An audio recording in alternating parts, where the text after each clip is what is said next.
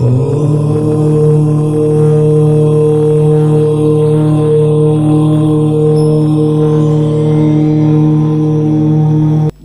मां ललितांबा।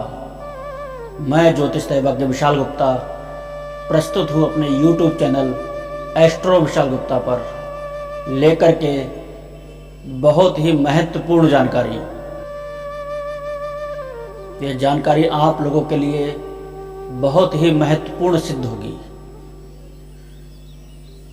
हम सब तिथियों के विषय में जानते ही होंगे। नित्य प्रतिदिन हम लोग पंचांग देखा करते हैं, व्रत रहते हैं, पूजन आदि करते रहते हैं। तो इससे हमें तिथियों के विषय में तो ज्ञान होगा कि तिथि का नाम एक निश्चित किया गया है। प्रतिपदा, द्वितीया, तृतीया, इस प्रकार से पूर्णिमा और अमावस्या 15 तिथियां कृष्ण पक्ष की और 15 तिथियां शुक्ल पक्ष की। इस प्रकार से एक मास बनता है, एक महीना बनता है पूरा। तो आइए जानते हैं कि इन तिथियों के स्वामी कौन कौन से ग्रह हैं और उनका क्या उपयोग है। इस तिथि के स्वामियों की जानकारी हमारे कैसे काम आएगी, क्या करना होगा। तो सर्वप्रथम हम बात करते हैं प्रथमा तिथि की, जिसको परिवा भी कहते हैं। यह तिथि वृद्धि कारक है। इस तिथि में वृद्धि करने का गुण है। इस तिथि के स्वामी अग्निदेव हैं। इस तिथि पर अग्नि से संबंधित काम करना शुभकर माना गया है। इसके बाद आती है द्वितीय तिथि, जिसका नाम है द्वितीया। इसको द्विज भी कहा जाता है। यह तिथि हम सबके लिए शुभदायक है, शुभ प्रदाता है। और इस द्वितीया तिथि के स्वामी प्रजापति ब्रह्मा है। इसके बाद में इससे अगली तिथि जो आती है उसको तृतीया कहते हैं। जो तीसरे नंबर पे आती है इसको तीज भी कहा जाता है। इस तिथि की स्वामिनी माँ गौरी को कहा गया है। यह तृतीया तिथि हम सबके लिए बल प्रदायक होती है, बल की प्रदाता है ये तृतीया तिथि। चतुर्थी तिथि अर्थात चौथ, इसको खला तिथि कहते हैं। खला का अर्थ होता है कि खाली, रिक्ता। इस तिथि के स्वामी भगवान विनायक हैं, गणेश जी हैं।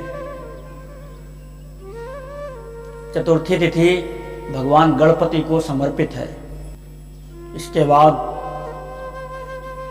पंचमी तिथि। पंचमी तिथि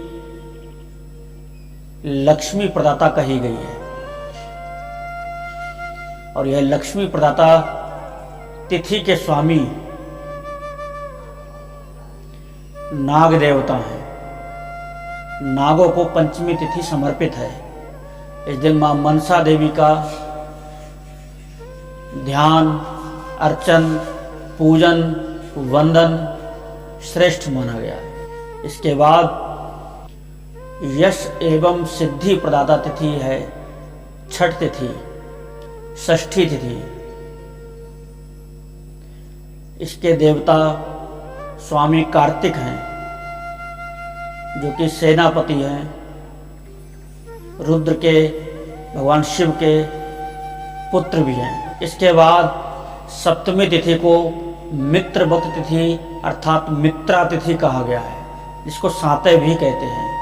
और इस तिथि के स्वामी भगवान सूर्य देव को कहा गया है।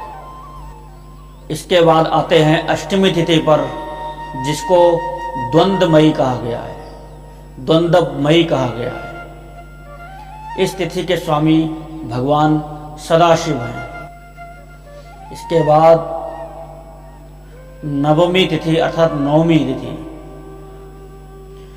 इसकी स्वामिनी देवी दुर्गा जी को कहा गया है। और यह उग्रा तिथि है, आक्रामकता प्रदान करने वाली तिथि है। इसके बाद आती है दशमी तिथि। दशमी तिथि जो सौम्या तिथि है, शांति प्रदाता है। इस तिथि के स्वामी भगवान यमराज हैं। इसके बाद आती है एकादशी तिथि, जिसको ग्यारस भी कहते हैं। ग्यारस तिथि अन्न प्रदाता है, सुख प्रदाता है। इसके देवता विश्व देवा भगवान विष्णु के स्वरूप हैं। अब आते हैं द्वादशी तिथि पर। द्वादश तिथि, जिसको बारस तिथि भी कहा जाता है, इसके देवता भगवान विष्णु हैं। द्वादश तिथि यश प्रदाता तिथि है। इसके बाद में जय प्रदाता, विजय की दाता त्रयोदशी तिथि को कहा गया है। और इस त्रयोदशी तिथि के स्वामी कामदेव को कहा गया है। चतुर्दशी तिथि, जिसको उग्रा अथवा आक्रामकता लिए हुए तिथि कहा गया है, यह तिथि भगवान शिव को समर्पित है, शंकर को समर्पित है। इसके बाद आती है पूर्णिमा तिथि। एक सौम्य तिथि है, सौम्यता प्रदान करने वाली है। इसके स्वामी चंद्रदेव है। अमावस्या तिथि, जिसके स्वामी अर्यमा अर्थात पितरों के देवता पितृगण हैं। तो इस प्रकार से आपने तिथियों के क्रम में प्रतिपदा से लेकर के, परिवार से लेकर के और अमावस्या तक की 16 तिथियों के प्रकार, उनकी उपयोगिता एवं उनके स्वामियों के विषय में, उनके देवताओं के विषय में जाना। इस जानकारी का हमारे जीवन में क्या उपयोग है, कैसे उपयोग करना है, आइए अब जानते हैं इसको। जैसे यदि हमारे घर पे कोई विशेष पूजा क्रम चल रहा है, कोई विशेष स्थान पर हम जाकर के कोई पूजा करते हैं, किसी तीर्थ में जाकर के हम कोई पूजा करते हैं, कोई पुण्य करते हैं, और उस दिन यदि प्रतिपदा तिथि है, परिवा तिथि है, तब हम सर्वप्रथम उस तिथि के देवता को प्रणाम, नमन, वंदन करेंगे जिस तिथि में हम वह कार्य अथवा वह पूजा करने जा रहे हैं। उसके बाद उस तिथि पर जो भी वार हो, जो दिन हो, उसके देवता को प्रणाम और नमन करेंगे।